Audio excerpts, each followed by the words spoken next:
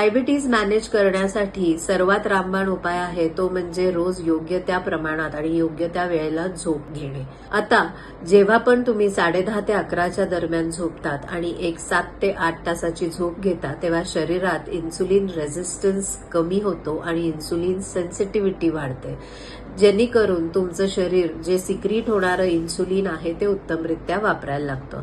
आणि ह्या उलट जेव्हा तुम्ही एकही दिवस तुमच्या गरजेपेक्षा कमी झोप घेता तेव्हा शरीरामध्ये इन्सुलिन रेझिस्टन्स वाढतो. त्याचबरोबरीने कॉर्टिसॉल हॉर्मोन वाढतं, ज्याच्यामुळे रक्तातली ॲव्हरेज शुगर वाढायला चालू होते आणि हे जर सातत्याने होत राहिलं तर प्री डायबेटिक सिम्पटम्स दिसू शकतात.